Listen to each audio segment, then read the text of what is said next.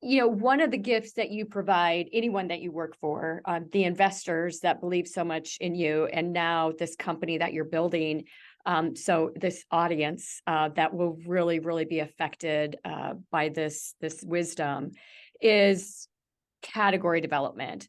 And there's a lot of confusion about category design, category development, category creation, category strategy, just all these different things.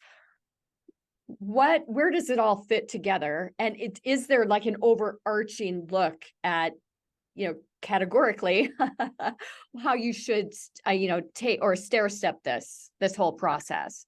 Yep.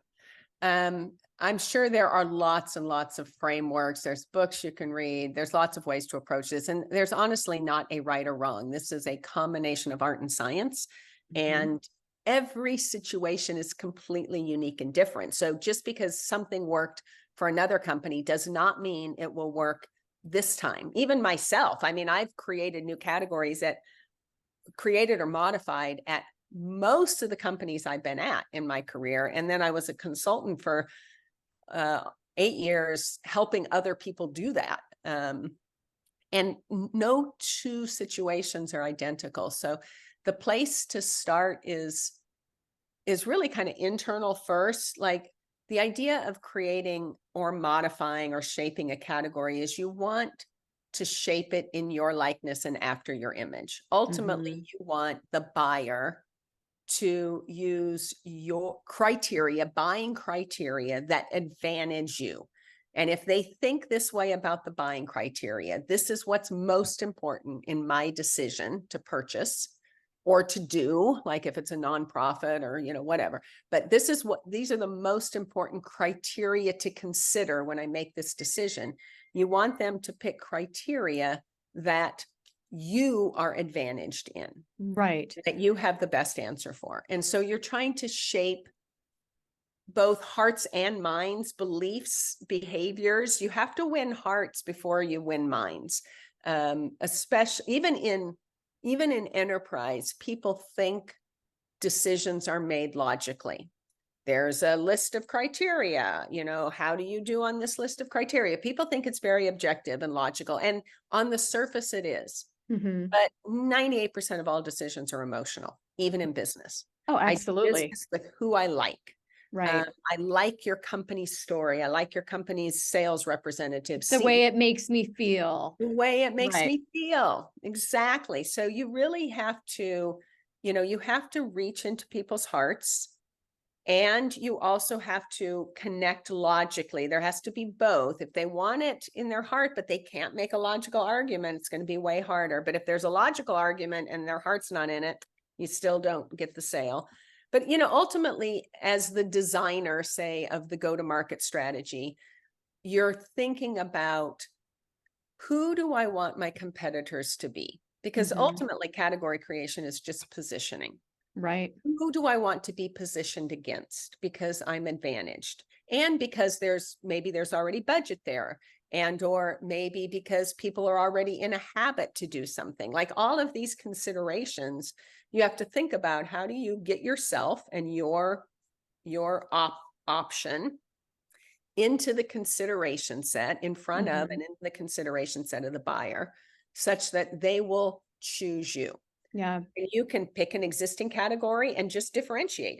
It's better to be different. Be different, not better. No matter what, Right, please. be different. Yeah. Not just better. To say Yeah. I'm better than, it falls short, but I'm different. I'm a different solution. And if you want this, and this is important, I'm the best at that. And it requires really knowing what you're best at. I call it your essence. But, what is the one thing that you are better at than anybody else in the world? It might be a combination of things that you can't get anywhere else. It might just be a 10x on one particular criteria. But within a category, whatever category you pick, what's the thing that you're really best at? And then you can go into an existing category because there's already budget, there's already buyers, there's already competitors, and you can really differentiate.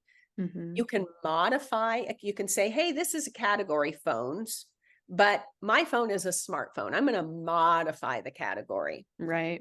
And so I already know what a phone does. I don't have to educate people from the ground up. All I have to do is educate on the modifier. Or you can create a whole new category. That's the hardest to do. And probably the most expensive. It can be. There's lots of sort of ways to create categories from whole cloth. Sometimes they just happen, frankly. There's what I call small c and capital C category creation.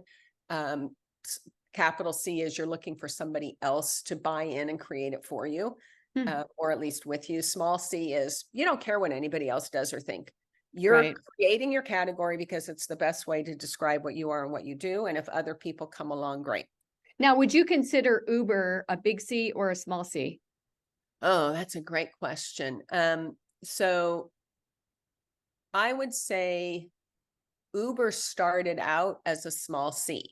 They didn't start out to say, hey, I don't know, I don't like follow them early, but I don't think they spent a lot of time and energy early to say, we are going to convince an analyst somewhere and reporters and so forth that this Right. is a big important category.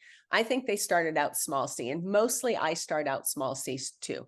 Let's define the market the way we want to. Just start using the language. There's a whole new category called rideshare. We're that.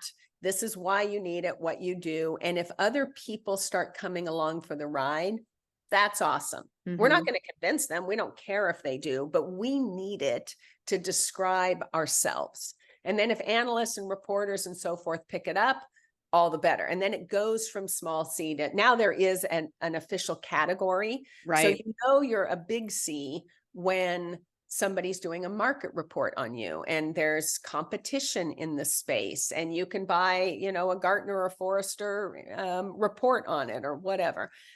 So when you start small C, you ultimately, you're successful when you move into big C, but you don't need to start with big C and convincing everybody else. You can just start doing what you're doing.